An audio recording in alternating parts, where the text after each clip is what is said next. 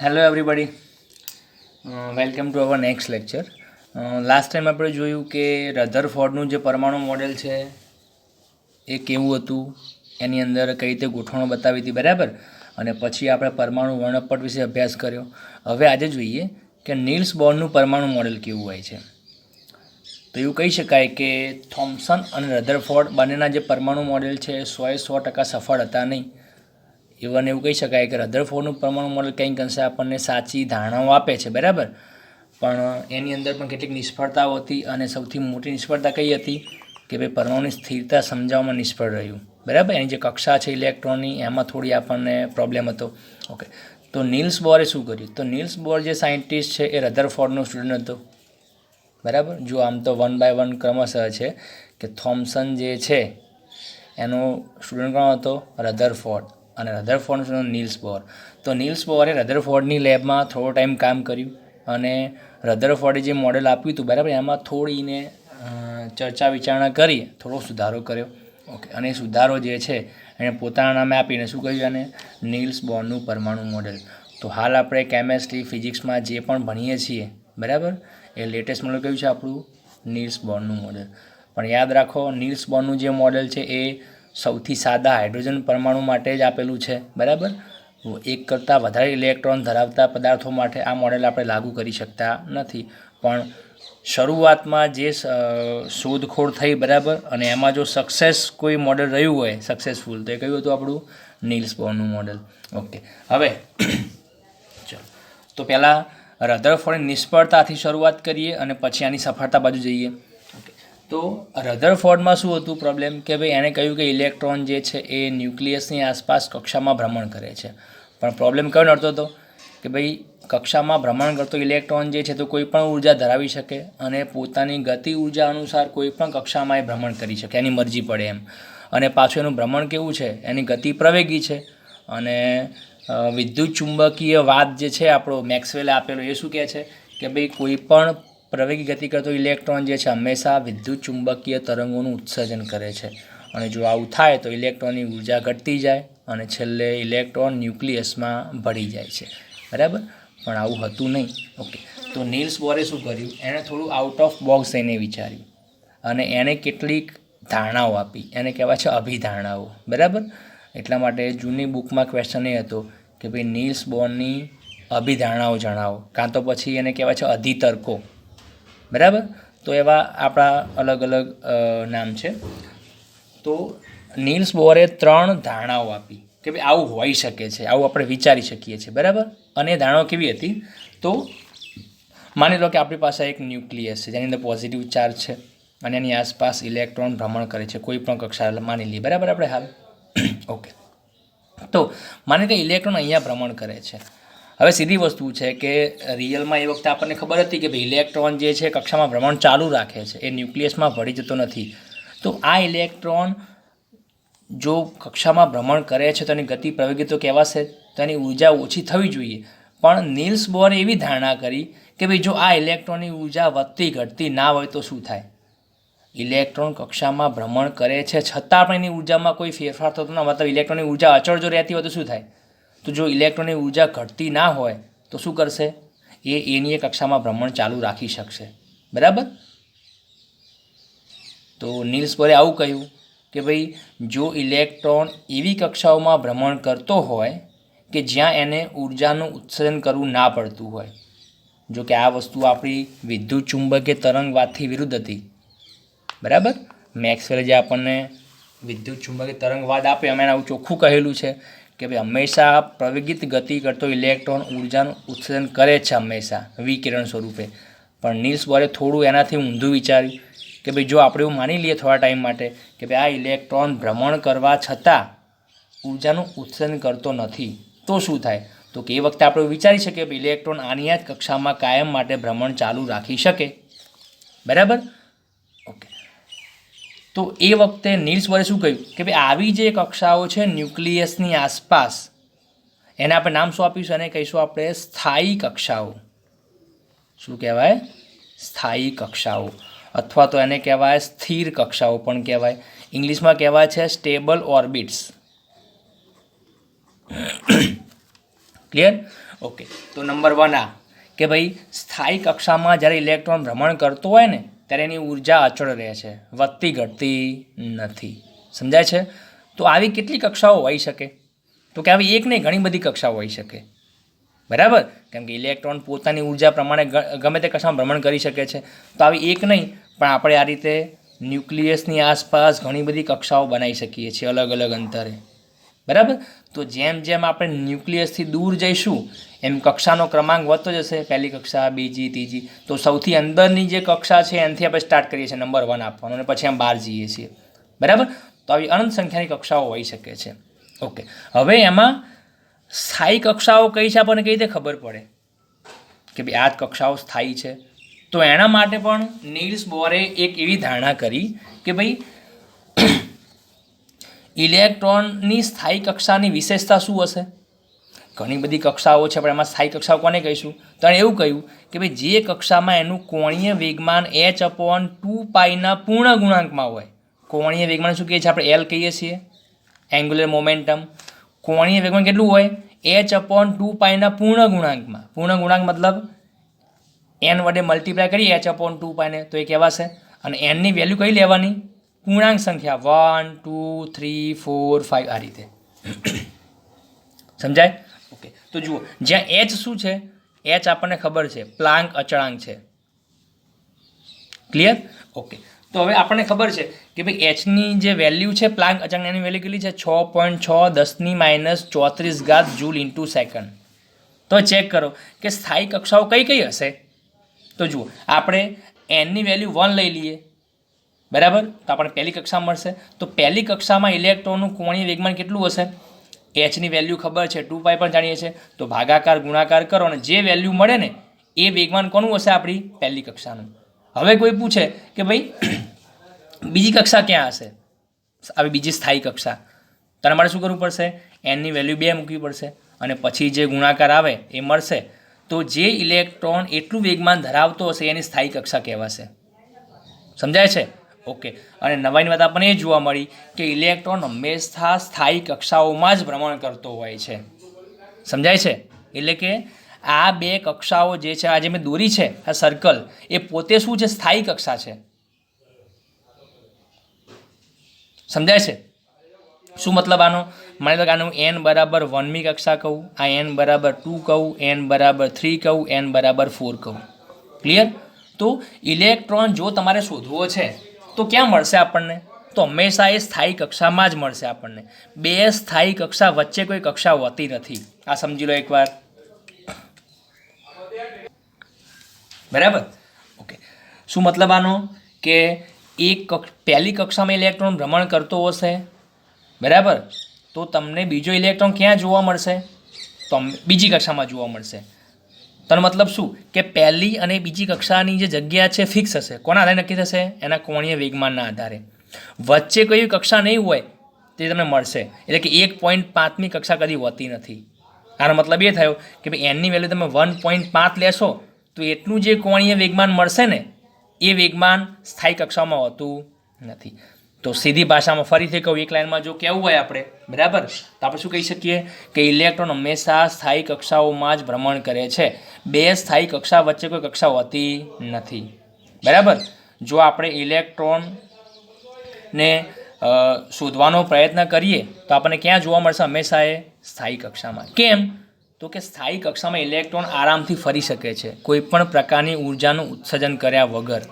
કેમ કે આપણને ખબર છે કે ભાઈ સ્થાયી કક્ષાનો ગુણધર્મ તો એ છે જ. બરાબર? ઓકે, તો આ તો એનો બીજો પોઈન્ટ, બીજી ધારણા કે ભાઈ ઇલેક્ટ્રોન એવી જ કક્ષામાં ભ્રમણ કરી શકે છે કે જેમાં એનું કોણીય વેગમાન જે છે કેવું હોય? h/2πના પૂર્ણ ગુણાંકમાં. બરાબર? ઓકે, પછી થર્ડ કે જો ઇલેક્ટ્રોનને એક કક્ષામાંથી બીજી કક્ષામાં જવું હોય તો શું કરવું પડશે? ફોર એક્ઝામ્પલ, આપણને ખબર છે કે ભાઈ જો આપણે પરમાણુને આમ ઉર્જા આપીએ, બહારથી એને ગરમ કરીએ, વિદ્યુત ઉર્જા આપીએ કાં તો ઉષ્મા ઉર્જા આપીએ, બરાબર, તો એ ઉર્જા બેઝિકલી કોને મળવાની? ઇલેક્ટ્રોનને. અને ઇલેક્ટ્રોન શું કરશે? એ ઉર્જા લઈને સંક્રાંતિ કરે છે. તો મતલબ શું કહેવાય કે ભાઈ ઇલેક્ટ્રોનનું એક કક્ષામાંથી બીજી કક્ષામાં જવું એને શું કહીએ આપણે? સાદી ભાષામાં સંક્રાંતિ કહેવાય. તો ઇલેક્ટ્રોન આ રીતે સંક્રાંતિ ક્યારે કરી શકે? મતલબ કે ઇલેક્ટ્રોન પોતાના ઘરમાં, જુઓ સ્થાયી કક્ષાઓ ઇલેક્ટ્રોનનું પોતાનું ઘર છે, બરાબર. પણ ઘણીવાર એને મામાના ઘેર જવાની ઈચ્છા થાય, મતલબ એક કક્ષામાંથી બીજી કોઈ કક્ષામાં જવાની ઈચ્છા થાય તો એ કઈ રીતે જઈ શકે? તેનો મતલબ એ થયો કે ભાઈ દરેક કક્ષાની જે ઉર્જા છે ફિક્સ હોય છે, અને યાદ રાખો કે અંદરની જે કક્ષાની ઉર્જા છે ઓછી હોય છે, અને એમાંથી જેમ જેમ બહાર ઉર્જા વધતી જાય છે. માની લો કે પહેલી કક્ષાની ઉર્જા E1 છે, બીજાની ઉર્જા E2 છે, ત્રીજાની ઉર્જા E3, ચોથાની ઉર્જા E4 છે. તો ઇલેક્ટ્રોન જે છે એ દરેક કક્ષામાં અલગ અલગ ઉર્જા ધરાવતો હોય છે. તો E1, E2, E3, E4 વચ્ચે શું રિલેશન છે? તો E1 less than E2 less than E3 less than E4. Clear? તો ઇલેક્ટ્રોન જેટલો ન્યુક્લિયસથી નજીક હશે એટલી એની ઉર્જા ઓછી હશે. તો વધુ ઉર્જા ક્યાં હોય? દૂરની કક્ષામાં. તો તમે આઈડિયલી વિચારી શકો કે સૌથી વધુ ઉર્જા ધરાવતા ઇલેક્ટ્રોન તમને ક્યાં જોવા મળશે? તો કે અનંત કક્ષામાં, સૌથી દૂર, બરાબર. એક્ઝામ્પલ પણ આપી દઉં. માની લો કે પહેલી કક્ષામાં જે ઇલેક્ટ્રોન ભ્રમણ કરે છે એની ઉર્જા છે 50 જૂલ, બીજી કક્ષાની ઉર્જા છે 100 જૂલ, ત્રીજાની છે 150 જૂલ અને ચોથાની છે 200 જૂલ. ખાલી આંકડા સમજવા માટે આપું છું, બરાબર. તો હવે એવું ધારી લો કે પહેલી કક્ષામાં જે ઇલેક્ટ્રોન ભ્રમણ કરતો હશે એની ઉર્જા હંમેશા કેટલી રહેવાની? 50 જૂલ. કેમ કે ના તો એ ઇલેક્ટ્રોન ઉર્જાનું ઉત્સર્જન કરતો નથી, કેમ કે કઈ કક્ષામાં છે? સ્થાયી કક્ષામાં છે. સેકન્ડ ઓર્બિટમાં જે ઇલેક્ટ્રોન ભ્રમણ કરતો હશે એની ઉર્જા કમ્પલસરી કેટલી હશે? 100 જૂલ, ના વધે ના ઘટે. ત્રીજી કક્ષામાં હોય એની 150 જૂલ, ચોથામાં હોય એની 200 જૂલ. ક્લિયર? ઓકે. હવે ઇલેક્ટ્રોન એટલે કે પહેલી કક્ષાના ઇલેક્ટ્રોન જવાની ઈચ્છા થઈ બીજી કક્ષામાં, શું પોસિબલ છે? તો ઇલેક્ટ્રોન જાતે આવું નહીં કરી શકે. કેમ? કેમ કે પહેલી કક્ષામાંથી બીજી કક્ષામાં જવું હોય તો એના માટે એને શું કરવું પડશે? ઉર્જા જોઈશે એક્સ્ટ્રા. કેમ કે ખબર છે કે પોતે ભ્રમણ કરે છે એ કક્ષાની ઉર્જા કેટલી છે? 50. પણ જો બીજી કક્ષામાં જવું હોય તો સેકન્ડ ઓર્બિટની ઉર્જા કેટલી? 100 જૂલ છે. તો અહીંયા 50 અને 100 છે, તો અહીં એક્સ્ટ્રા કેટલી જોઈએ? 50 જોઈએ. હવે પોતે તો ક્યાંથી લઈ શકવાનું? કેમ કે એ તો જાતે ના તો ઉર્જાનું શોષણ કરે, ના તો ઉત્સર્જન કરે છે. સમજાય છે ને? તો આપમેળે ઇલેક્ટ્રોન નહીં કરી શકે. ઓકે. તો એનો મતલબ એ થયો કે આપણે એને પોતાએ કંઈક હેલ્પ કરવી પડશે. સીધી વસ્તુ છે ને. તમારે મામાના ઘેર જવું હોય તો તમને બાપા પૈસા આપે છે, જાતે જઈ નહીં શકો તમે. સમજાય છે? તો આ રીતે બહારથી આપણે જો ઇલેક્ટ્રોનને સપોર્ટ કરીએ, એને દાન કરીએ ઉર્જાનું, તો એ ઉર્જાને ઇલેક્ટ્રોન ઉપરની કક્ષામાં જઈ શકે છે. તો શું મતલબ આનો?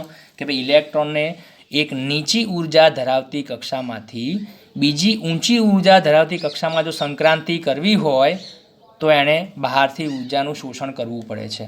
એટલે કે આપણે બહારથી એને ઉર્જા આપીએ છીએ. હવે આ ઇલેક્ટ્રોનને ઉર્જા આપવાની મેથડ કઈ? શું એને આપણે હાથવાથ આપી દઈશું કે ભાઈ લે ઉર્જા લઈ લે? ના. ઉર્જા કયા ફોર્મમાં હોય છે? વિકિરણના ફોર્મમાં હોય છે. વિકિરણ સાદો મતલબ શું થાય? ફોટોન. તો આપણે શું કહીશું કે બહારથી આપણે ઇલેક્ટ્રોનને વિકિરણ સ્વરૂપે અથવા તો ફોટોન સ્વરૂપે ઉર્જા આપીએ છીએ, અને એ ઉર્જા જે છે ઇલેક્ટ્રોન શોષણ કરશે અને ક્યાં જતો રહેવાનો? ઉપરની કક્ષામાં, જ્યાં 100 જૂલ ઉર્જા છે. ઓકે. પણ આપણને ખબર છે કે આપણે મામાના ઘેર બહુ રહેતા નથી, મહેમાનગતિ વધારે દિવસ કરાય નહીં, ફરી પાછું પોતાના ઘેર આવવું પડે. તો શોર્ટ ટાઈમ મતલબ કેટલો? તમને નવાઈ લાગશે. કેટલો? 10⁻8 સેકન્ડ. મિલિયન કરતાં પણ નાનો સેકન્ડનો ભાગ છે, બરાબર. આટલા શોર્ટ ટાઈમમાં ઇલેક્ટ્રોન જે છે એ પોતાની મૂળ કક્ષામાં પાછો આવે છે, મતલબ પોતાના ઘેર પાછો આવી જાય છે. હવે સીધી વસ્તુ છે કે 100 જૂલ ઉર્જાવાળી કક્ષામાંથી પાછી અને 50 જૂલ ઉર્જાની કક્ષામાં રિટર્ન પાછા ફરવું છે તો શું કરવું પડે? ઉર્જા ઉત્સર્જિત કરવી પડે, મતલબ ઉર્જાને બહાર કાઢવી પડે, ઉર્જા ઓછી કરવી પડે. કેટલી? તો જેટલો બે કક્ષા વચ્ચે તફાવત છે એટલી ઉર્જા. અહીંયા 50 હતી ને 100 હતી, તો કેટલી ઉર્જા ઉત્સર્જિત કરશે? 50 જૂલ જેટલી. તો સીધો મતલબ છે કે ઇલેક્ટ્રોન પોતે જાતે શું કરશે? 50 જૂલ ઉર્જા એ બહાર કાઢી નાખશે. કયા ફોર્મમાં? તો સીધી વસ્તુ છે, ઇલેક્ટ્રોન વિકિરણ સ્વરૂપે ઉર્જાનું શોષણ પણ કરે છે અને ઉત્સર્જન પણ કરે છે, તો ફોટોન સ્વરૂપે ઉર્જા હશે. ઓકે. તો જેટલી ઉર્જા આપણે આપી હતી એટલી ઉર્જા આપણને પાછી મળી ગઈ, અને ઇલેક્ટ્રોન ક્યાં આવી ગયો? પાછો નીચેની કક્ષામાં. મતલબ ઇલેક્ટ્રોને શું કર્યું? સંક્રાંતિ કરી. તો સંક્રાંતિ બે રીતે થઈ શકે. ઓછી ઉર્જાવાળી કક્ષામાંથી વધારે ઉર્જાવાળી કક્ષામાં જઈ શકાય, અને વધારેમાંથી ઓછીમાં જઈ શકાય. ક્લિયર? નીચેની કક્ષામાંથી ઉપરમાં જવું હોય તો આપણે ઉર્જા આપવી પડે, પણ ઉપરથી નીચે આવવું હોય તો ઇલેક્ટ્રોન શું કરશે? એ પોતે કામ કરશે, જાતે ઉર્જાનું ઉત્સર્જન કરે છે. સમજાય છે? ઓકે, તો આને કહેવાય છે સંક્રાંતિ. તો આ શું બતાવે છે કે ભાઈ ઇલેક્ટ્રોનને જો સ્થાયી કક્ષાઓમાં ભ્રમણ કરવું છે, મતલબ અલગ અલગ કક્ષાઓમાં કૂદકો મારીને જવું છે, તો એના માટે આ પ્રોસેસ જરૂરી છે. બાકી આપોઆપ તો ઇલેક્ટ્રોન કશું નહીં કરી શકે. સમજાય ને? કેમ કે એ ક્યાં છે? સ્થાયી કક્ષાઓમાં છે. તને બહારથી સપોર્ટની જરૂર પડશે. બરાબર? ઓકે, ચલો પછી થોડું ડીપમાં લઈ લઈએ. બરાબર? જેથી આપણને આગળ થોડો કોન્સેપ્ટના વધારે ખ્યાલ આવે દાખલાઓમાં. ચલો માની લો કે આપણે ઇલેક્ટ્રોનને પહેલી કક્ષામાંથી બીજીમાં મોકલવી છે અને આપણે ઇલેક્ટ્રોનને ઉર્જા આપી, ધારો કે 25 જૂલ. 25 જૂલ આપણે બહારથી ઉર્જા આપી, તો શું થાય? ઇલેક્ટ્રોન સંક્રાંતિ કરશે કે નહીં કરે? જુઓ, 50 જૂલ તો ઉર્જા છે. ચલો 25 આપો તો કેટલી ઉર્જા થાય? 75 જૂલ ઉર્જા થાય. હવે તમે જોઈ શકો કે આ જે મેં 4 કક્ષાઓ બતાવી છે એમાં 75 જૂલ ઉર્જાવાળી કોઈ કક્ષા છે? Answer is no. કેમ કે મેં બધી સ્થાયી કક્ષાઓ જ બતાવેલી છે અને સ્થાયી કક્ષામાં ઉર્જા પણ મેં દર્શાવી છે બધામાં 50, 100, 150, 200. તો 75 જૂલવાળી ઉર્જાનું સ્થાન ક્યાં હોય? તો આ બે કક્ષાની વચ્ચે હોય. જુઓ, પહેલી અને બીજી કક્ષાની વચ્ચે હોય. અને આપણને દેખાય છે કે આ બે કક્ષાની વચ્ચે કોઈ કક્ષા હોતી નથી, જગ્યા ખાલી છે, જંગલ છે મતલબ. અને જંગલમાં રોકાવાય નહીં. બરાબર? કાં તો અહીંયા રોકાવો અને પસંદ ના પડે તો સીધા અહીંયા રોકાવો, વચ્ચે કોઈ પોસિબિલિટી છે જ નહીં. તારો મતલબ શું થયો કે ભાઈ ઇલેક્ટ્રોન 25 જૂલ ઉર્જાનું શોષણ કરશે ખરી?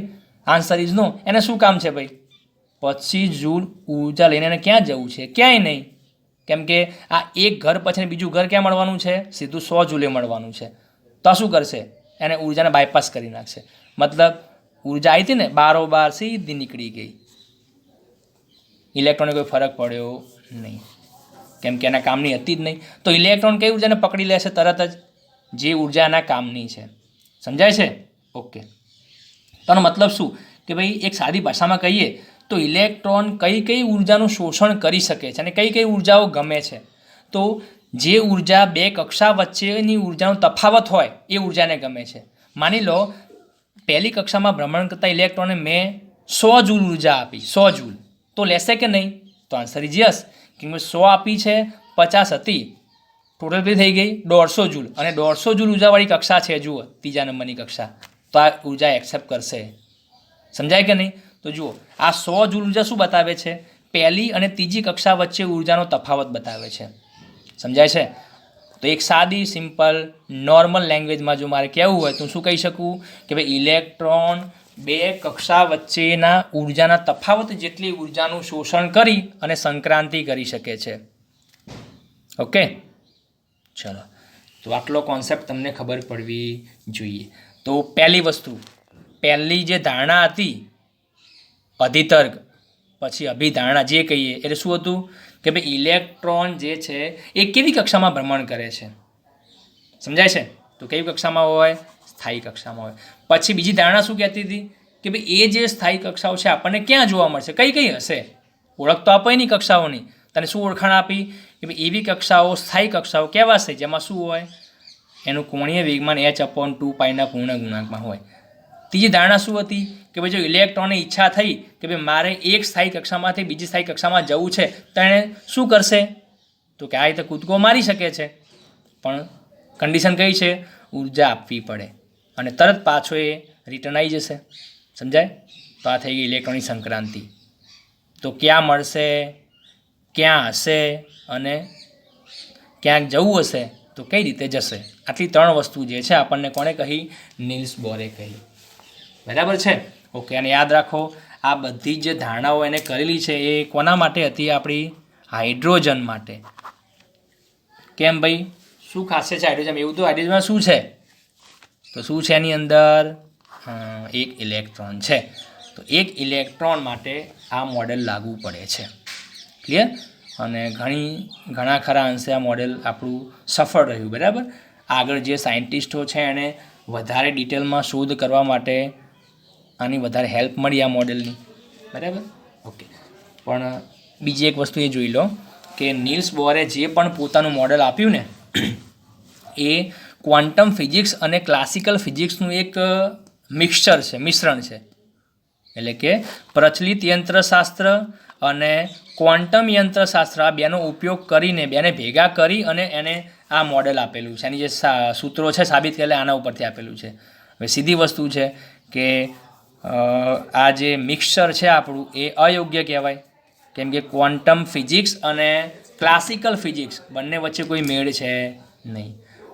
ક્લાસિકલ ફિઝિક્સ જે છે એટલે કે પ્રચલિત ફિઝિક્સ જે છે એ આખું ધારણા ઉપર ડિપેન્ડ છે.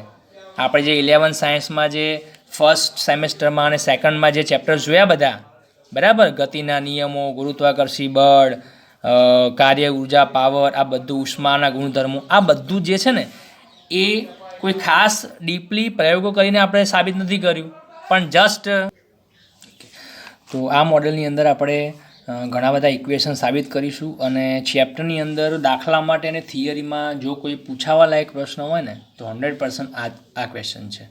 મતલબ આની આગળ જે નીલ્સ બોરના મોડેલનો આવશે, રાઈટ.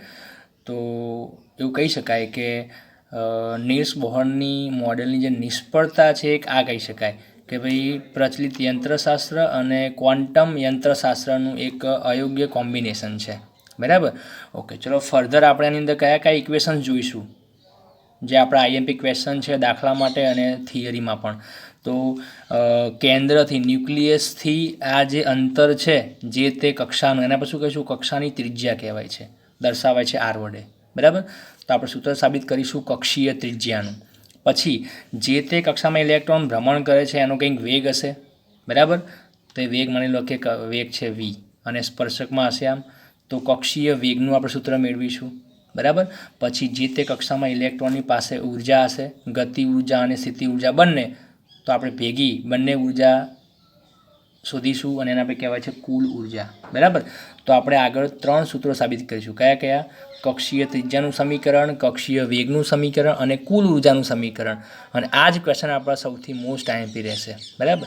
ચલો મેં તમને જે સમજાવ્યું છે એ આપણે અહીંયા લખેલું છે, અહીંયા જોઈ લો આપણે એકવાર કે નીલ્સ બોરે પરમાણુ મોડેલ પોતાનું આપ્યું ને, એને પોતાની સાબિતી આપી મોડેલની, એ સાબિતી પહેલાં એને શું કર્યું, 3 અધિતર્ક આપ્યા. મતલબ 3 સ્વીકૃતિ પણ કહી શકાય, 3 અભિધારણા પણ કહી શકાય. મતલબ મોડેલની સાબિતી આપતા પહેલાં એને કહ્યું કે આટલું આટલું મેં ધારેલું છે, આ તમારે માની લેવાનું છે, બરાબર. ઓકે, તો આને કહેવાય છે નીલ્સ બોરના પરમાણુ મોડેલની અભિધારણાઓ, મતલબ અધિતર્ક. તો એ 3 છે, મેં આગળ હાલ સમજાય જ તમને. નંબર 1, પરમાણુમાં આ ક્વેશ્ચન પણ આઈએમપી છે, બરાબર, આ પણ પૂછાય છે 2 માર્ક્સમાં, તો તમારે આ 3 મુદ્દા લખવાના છે. ઓકે, પરમાણુમાં ઇલેક્ટ્રોન કેટલીક સ્થાયી કક્ષાઓમાં વિકિરણનું ઉત્સર્જન કર્યા વગર ભ્રમણ કરી શકે છે. આ બાબત વિદ્યુત ચુંબકીય વાદના અનુમાનો કરતાં વિરુદ્ધ છે, બરાબર. મેં હમણાં જે તમે સમજાય બધા મુદ્દા ફરીથી હું વાંચી જઉં છું. આ સ્વીકૃતિ અનુસાર દરેક પરમાણુની કેટલીક ચોક્કસ સ્થાયિક અવસ્થાઓમાં હોઈ શકે છે અને દરેક શક્ય અવસ્થા ચોક્કસ મૂલ્યની ઉર્જા ધરાવે છે, અને આ અવસ્થાઓને શું કહેવાય છે, સ્થાયી અવસ્થા કહેવાય છે. ક્લિયર? તો પહેલી જે ધારણા છે આપણી એ આ હતી કે ઇલેક્ટ્રોનનું ઉત્સર્જન કર્યા વિના ઇલેક્ટ્રોન ભ્રમણ કરી શકે છે, અને એવી કક્ષાને પછી શું કહેતા હતા, સ્થાયી કક્ષાઓ. અને દરેક સ્થાયી કક્ષામાં ઇલેક્ટ્રોનની ઉર્જા કેવી હોય છે, અમુક ચોક્કસ મૂલ્યની હોય છે. અને આ કોની વિરુદ્ધ છે, વિદ્યુત ચુંબકીય વાદની વિરુદ્ધ છે. કઈ રીતે? તો કે કક્ષામાં ઇલેક્ટ્રોન ભ્રમણ કરે વખત એની ગતિ પ્રવેગી હોય છે, અને પ્રવેગિત ગતિ કરતો ઇલેક્ટ્રોન ઉર્જાનું ઉત્સર્જન કરે છે. પણ અહીંયા શું છે, એવું અહીંયા જે છે એના કરતાં ઊંધું છે, બરાબર. ઉત્સર્જન કર્યા વગરની વાત કરી છે. નંબર 2, ન્યુક્લિયસની આસપાસ ઇલેક્ટ્રોન માત્ર એવી જ કક્ષાઓમાં ભ્રમણ કરે છે જેમાં તેનું કોણીય વેગમાન h/2πના પૂર્ણ ગુણાંક જેટલું હોય, જ્યાં h પ્લાન્ક અચળાંક છે એની વેલ્યુ છે 6.6 × 10⁻³ જૂલ × સેકન્ડ, બરાબર. આમ કક્ષીય ઇલેક્ટ્રોનના કોણીય વેગમાનનું ક્વોન્ટમીકરણ થયેલ છે. જુઓ, ક્વોન્ટમીકરણનો મતલબ થાય સાદી ભાષામાં કહીએ તો મર્યાદિત સંખ્યામાં હોવું. બધી જ સંખ્યા અવેલેબલ હોતી નથી, મર્યાદિત સંખ્યામાં હોવું. તો આવું તમે ક્વોન્ટમીકરણ ક્યાં જોઈ ગયા? તો ઉર્જાનું ક્વોન્ટમીકરણ જોઈ ગયા, વિદ્યુત ભારનું ક્વોન્ટમીકરણ જોઈ ગયા. અહીંયા શું આવ્યું? કોણીય વેગમાનનું ક્વોન્ટમીકરણ. તો ક્વોન્ટમીકરણ આ 3 પ્રકારના હોય છે. તો અહીંયા શું બતાવે છે કે ભાઈ કોણીય વેગમાન જે h/2π છે એના પૂર્ણ ગુણાંકમાં હોય મૂલ્ય, એવી જ કક્ષામાં ઇલેક્ટ્રોન ભ્રમણ કરી શકે છે, બરાબર. અને ઇંગ્લિશમાં કહેવાય છે quantization of angular momentum. Okay, ચલો પછી 3, ઇલેક્ટ્રોન તેની એક વિકિરણ ઉત્સર્જિત ન કરતી કક્ષામાંથી નિમ્ન ઉર્જાની બીજી કક્ષામાં સંક્રાંતિ કરી શકે છે. જુઓ શું કહે છે, વિકિરણ ઉત્સર્જિત ન કરતી કક્ષા, અને કઈ કક્ષા હોય આપણી? સ્થાયી કક્ષા. મેં હમણાં કહ્યું ને કે ભાઈ ઇલેક્ટ્રોન હંમેશા એ જ કક્ષામાં કઈ કક્ષામાં ભ્રમણ કરી રાખશે કાયમ માટે? સ્થાયી કક્ષામાં. એ કક્ષામાં ઇલેક્ટ્રોન ઉર્જાનું ઉત્સર્જન કરતો નથી. તો શું કહે છે કે ભાઈ ઇલેક્ટ્રોન તેની એક વિકિરણ ઉત્સર્જિત ન કરતી કક્ષામાંથી, મતલબ એક સ્થાયી કક્ષામાંથી નિમ્ન ઉર્જાની બીજી કક્ષામાં સંક્રાંતિ કરી શકે છે. એટલે કે ઉપરની કક્ષામાંથી નીચી ઉર્જાવાળી કક્ષામાં. બરાબર. જ્યારે તે આવું કરે છે ત્યારે એક ફોટોનનું ઉત્સર્જન થાય છે. મતલબ એક સંક્રાંતિ વખતે એક ફોટોન નીકળશે. બરાબર. જેની ઉર્જા પ્રારંભિક અને અંતિમ અવસ્થાઓની ઉર્જા વચ્ચેના તફાવત જેટલી હોય છે. મતલબ બે કક્ષાઓ જે વચ્ચે સંક્રાંતિ કરે છે ઉપર અને નીચેની, એ બેની ઉર્જા વચ્ચે તફાવત જેટલી હશે. અને આ પરથી ઉત્સર્જિત ફોટોનની આવૃત્તિ, જો જે ફોટોન બહાર નીકળ્યું ઇલેક્ટ્રોન દ્વારા બે સંક્રાંતિ દરમિયાન, બરાબર, એમાં એ ફોટોનની આવૃત્તિ કેટલી હશે? તો આગળ આપણે દ્વૈત સ્વભાવમાં ભણી ગયા કે ફોટોનની ઉર્જા જે છે કયા સૂત્રથી મળશે આપણને? E બરાબર HF સૂત્ર હતું આપણું, E બરાબર HF. હવે આ જે ફોટોની ઉર્જા E છે કેટલી હશે? તો કે બે કક્ષા વચ્ચે ઉર્જાનો તફાવત. અહીંયા જો લખ્યું છે મેં તફાવત ઉર્જાનો, કોનું? EI મતલબ હાલ જે કક્ષામાં છે ઇનિશિયલ કક્ષામાં, અને પછી ફાઇનલ જ્યાં આવે ત્યાં. બરાબર. તો આ શું હતું? પ્રારંભિક અવસ્થાની ઉર્જા અને માઇનસ અંતિમ અવસ્થાની ઉર્જા. ક્લિયર? અને ઓબ્વિયસલી શું હશે? EI greater than EF. Clear? એટલે કે શરૂઆતની જે ઉર્જા છે જ્યાં છે પ્રારંભિક ઉર્જા એ વધુ હશે, અને પછી સંક્રાંતિ કરીને જ્યાં જશે ઉર્જા મુક્ત કરીને એની ઉર્જા હંમેશા કેવી રહેશે? ઓછી રહેવાની છે. સમજાય છે? તો ઇલેક્ટ્રોન જે છે એ સંક્રાંતિ કઈ કક્ષામાંથી કઈ કક્ષામાં કરશે? તો I કક્ષામાંથી Fમાં. તો દેખાય તમને, જુઓ આઈનો નંબર F કરતાં કેવો હશે? વધારે હોય. તો ઇલેક્ટ્રોન ઉપરથી નીચે સંક્રાંતિ કરશે. તો એક સાદું આપણી સમજ છે. બરાબર. અહીંયા પણ એકવાર ફરીથી જોઈ લો કે કઈ કક્ષામાં ઉર્જાઓ ક્રમશઃ વધારે જશે? તો નીચેની કક્ષામાંથી ઉપરની કક્ષામાં ઉર્જા વધતી જાય છે. બરાબર. ઓકે. તો આ થઈ ગઈ આપણી નીલ્સ બોરના પરમાણુ મોડેલની કેટલીક ધારણાઓ. અને હવે એકચ્યુઅલમાં મોડેલ કેવું હતું અને સૂત્રો કેવા હતા, ત્રિજ્યાનું, વેગનું, ઉર્જાનું. બરાબર. એ આપણે આગળ જોઈશું. ઓકે. પણ એ સમજવા માટે પહેલાં આપણે આનો કોન્સેપ્ટ ક્લિયર કરવો જરૂરી હતો. બરાબર. અને ક્વેશ્ચન IMP પણ છે. ઓકે. તો આને થોડું ધ્યાનથી તમે સમજી લેજો. ઓકે. Thank you.